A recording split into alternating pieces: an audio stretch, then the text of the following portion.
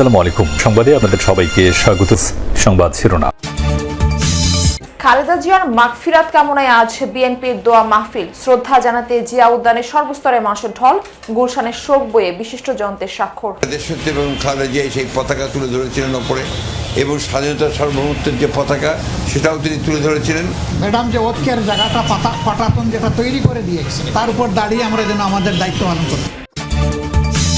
খালেদা জিয়ার নেতৃত্বের অনুপস্থিতি রাজনীতিতে সংকটের শঙ্কা। বিশ্লেষকদের ব্যক্তির দক্ষতা, প্রজ্ঞা ও জন আস্থার উপর নির্ভর করছে আগামী নেতৃত্ব। অভিজ্ঞতার সাথে তার যে প্ল্যান, সেটার একটা মিশ্রণ যদি উনি যথাযথভাবে ঘটাতে পারেন, তাহলে অপরচুনিটিটাকে উনি সামনের দিকে এগিয়ে নিয়ে যেতে পারবেন। মায়ের কাছ থেকে তো তিনি কিছু শিক্ষা নিয়েছেন অবশ্যই, তো সেটা তিনি প্রয়োগ করবেন আমার ধারণা, এবং তিনি ওইটার সাথে আবার নতুন কিছু যুক্ত করবেন। ত্রিমুখী লড়াইয়ের আভাস রংপুর 2 আসনে। অভিজ্ঞতায় এগিয়ে বিএনপি ও জাতীয় পার্টির প্রার্থী। যাচাই বাছাই শেষে মনোনয়ন বৈধ 5 জনের। অনিবন্ধিত মোবাইল ফোন বন্ধে বিপাকে চট্টগ্রামের অনেক ব্যবসায়ী ও গ্রাহক। বন্ধ রাখা হয়েছে দোকান। রি-রেজিস্ট্রেশনের ব্যবস্থা সহজ করার দাবি। নববর্ষ উদযাপনের সময় সুইজারল্যান্ডের ক্রান্স মন্টনা এলাকায় ভয়াবহ অগ্নিকাণ্ড। কমপক্ষে 40 জনের প্রাণহানি, আহত শতাধিক। সাবেক প্রধানমন্ত্রী ও বিএনপি চেয়ারপারসন দেশনেত্রী বেগম খালেদা জিয়ার বিদেহী আত্মার মাগফিরাত কামনায় মিলাদ ও দোয়ার আয়োজন করেছে বিএনপি। আজ বাদ আসর গুলশানস্থ আজাদ মসজিদ সহ দেশব্যাপী সুবিধাজনক সময়ে মিলাদ ও দোয়া মাহফিলের অনুষ্ঠান হবে। এর আগে গতকাল ভোর থেকেই কবর জিয়ারতের অপেক্ষায় ছিল দলীয় নেতাকর্মী ও সাধারণ মানুষ। বৃহস্পতিবার যারা শ্রদ্ধা জানাতে জিয়া উদ্যানে আসেন, তাদের অধিকাংশই রাজনীতির বাইরের মানুষ। বেলা 12টার দিকে মূল পথ খুলে দিলে জিয়া উদ্যানে প্রবেশ করেন তারা। সমাধিসৌধের ভেতরে কোরআন খতমও করেছেন একদল মানুষ। সমৃদ্ধ বাংলাদেশ গড়তে আপসহীন নেত্রীর আদর্শ ধরে রাখার তাগিদ দেন নেতাকর্মী, সাধারণ মানুষ সবাই। বাংলাদেশের রাজনীতির নেতৃত্বের পালাবদল হয়েছে অনেক, তবে এবারের চিত্রটা একেবারেই ভিন্ন।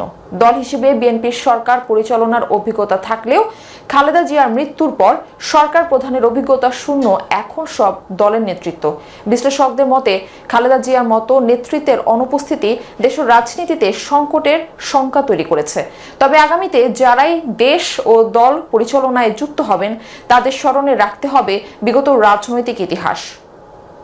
মোকাবেলা করতে হবে ভোটের রাজনীতিতে জনতার আস্থা অর্জন, ব্যক্তির নেতৃত্ব ও সুশাসন প্রতিষ্ঠার মতো চ্যালেঞ্জ। আহমেদ রেজা জানাচ্ছেন এর বিস্তারিত।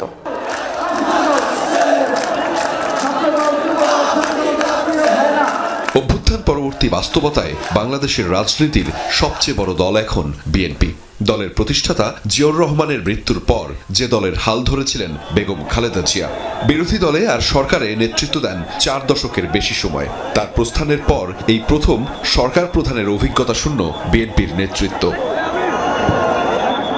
2018 সালে খালেদা জিয়া কারাবন্দী হওয়ার পর থেকে দলের ভারপ্রাপ্ত চেয়ারম্যান তারেক রহমান বিএনপির পূর্ণ নেতৃত্বে। যদিও ছায়া হয়েছিলেন মা খালেদা জিয়া, মায়ের পাশে থেকে রাজনীতির সুসময় ও দুঃসময়ও দেখেছেন তিনি। নেতাকর্মীদের বিশ্বাস, খালেদা জিয়ার আদর্শ নিয়েই দলের হাল ধরবেন বর্তমান ভারপ্রাপ্ত চেয়ারম্যান তারেক রহমান। তবে দীর্ঘ সময় দেশের বাইরে থাকা, অভ্যন্তরীণ সামাজিক ও রাজনৈতিক বাস্তবতায় এই কাজটি যে সহজ হবে না, তাও মনে করেন অনেকে। এই শূন্যতা আমরা দেশনায়ক তারেক রহমানের মধ্যে আমরা পাবো। শান্তিপূর্ণ দেশ, গণতান্ত্রিক প্রতিষ্ঠা করবে, আইনের শাসন প্রতিষ্ঠা করবে। রাজনৈতিক বিশ্লেষকরা অবশ্য মনে করেন এই মুহূর্তে তারেক রহমানের ভূমিকা সবচেয়ে গুরুত্বপূর্ণ। খালেদা জিয়ার অবর্তমানে জিয়া পরিবারের উত্তরাধিকারের প্রতি প্রত্যাশার পারদও বেশি, যা তার রাজনৈতিক কর্মকাণ্ডে বাড়তি চাপই তৈরি করবে। অভিজ্ঞতার সাথে তার যে প্ল্যান, সেটার একটা মিশ্রণ যদি উনি যথাযথভাবে ঘটাতে পারেন, তাহলে উনি হচ্ছে গিয়ে যেটা বললাম, যে প্রত্যাশার চাপটা এবং যে চ্যালেঞ্জটা, সেটাকে উনি সত্যিকার অর্থে ওভারকাম করে অপরচুনিটিটাকে উনি সামনের দিকে এগিয়ে নিয়ে যেতে পারবেন। তার মধ্যে পরিপক্কতা এবং অভিজ্ঞতা দুটো জিনিসেরই সমন্বয় আছে, সবাই দাবি করছে তাই। তার মা যতদিন জীবিত ছিলেন, মায়ের কাছ থেকে তো তিনি কিছু শিক্ষা নিয়েছেন অবশ্যই, তো সেটা তিনি প্রয়োগ করবেন আমার ধারণা, এবং তিনিও এটার সাথে আবার নতুন কিছু যুক্ত করবেন। 2007-এর পর থেকে রাজনীতির আলোচনায় স্পর্শকাতর বিষয় ছিল -2 ফর্মুলা। ঘটনা প্রবাহে এটাই এখন বাংলাদেশের বাস্তবতা।